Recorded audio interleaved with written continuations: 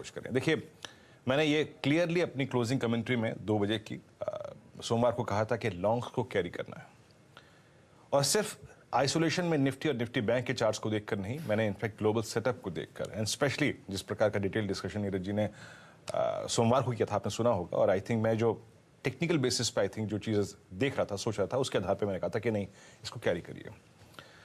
हमें क्लोज अच्छा मिला।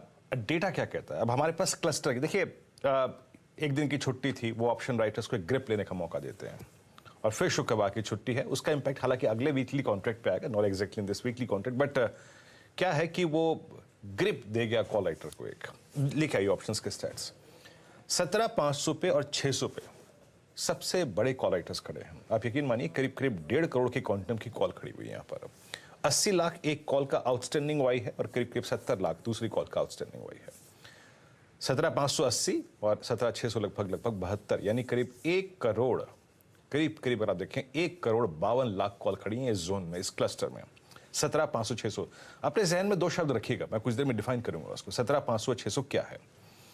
नीचे पुट राइटर्स आशीष खड़े हैं 17,300 200 की स्ट्राइक पे, जो कि करीब करीब आप समझ लीजिएगा कि 1 करोड़ 42 लाख का, 1 करोड़ 32 लाख का आउटस्टैंडिंग वाई लेके खड़ी हुई, 1 करोड़ 34 लाख का।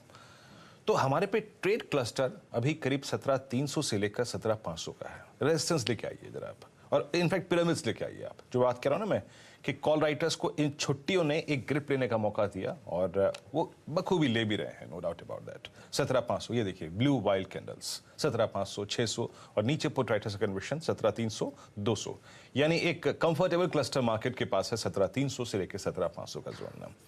अब लेके आइए रेजिस्टेंस की प्लेट, थोड़ा डिफाइन करते हैं। जनाब ने भी कुछ देर पहले ट्विटर पे पूछा भी मुझसे, इफ फॉलिंग 50 डेमा इज 17,471, व्हाट एग्जैक्टली इज 17,503? लेके आइए रेजिस्टेंस, समझाता हूं मैं यहाँ पे। आपका जो पहला रेजिस्टेंस है 471, that is falling 50 day exponential moving average. 503 आपका 200 डे एक्सपोनेंशियल मूविंग एवरेज है। 503 आपका 200 डे एक्सपोनेंशियल मूविंग एवरेज है, और उसके बाद जो 557 है वो एक पर्टिकुलर कैंडल का लो है पिछले 3 से 4 हफ्तों के टाइम फ्रेम की, और ये जो लास्ट लेवल है 610, ये है last due average for Nifty, that is following 100 day exponential moving average. तो अभी मौजूदा हालात में इस वीकली कॉन्ट्रैक्ट को देखते हुए, आज के डेटा को देखते हुए, आउटस्टैंडिंग वाइज को देखते हुए, याद रखिएगा 471 and 503 is a huge huge huge supply cluster, जो कि कहता है कि अगर आपने ट्रेड अपने नीचे लिए थे तो इस जोन में आप अपने प्रॉफिट्स को कैश में कन्वर्ट करेंगे। और प्रॉफिट को जब कैश में कन्वर्ट करके बैठ जाए तो आपको देखना फिर यह है कि 503 510 का जोन बाइसेक्ट हो रहा है कि नहीं हो रहा है।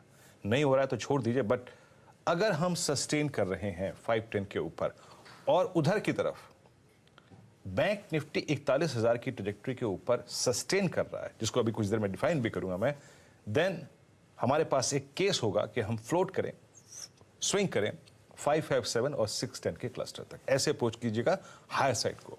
बट ट्रेड को खूबसूरत बनाने के लिए, अच्छा बनाने के लिए, रिस्क रिवॉर्ड रेशो के मुताबिक अच्छा बनाने के लिए, जैसा कि हमने सोमवार को किया, फोकस करना है आपको बेस पे। ऑप्शन राइटर्स के कन्विक्शन जोन जहां पर हैं वो लेके आइए आपकी स्क्रीन पे, दैट्स 17,351 311। इस क्लस्टर में आपको लॉन्ग ट्रेड मिले तो जरूर लीजिएगा। वो 471 के नजदीक लेना थोड़ा सा मुश्किल ट्रेड होगा, याद रखिएगा।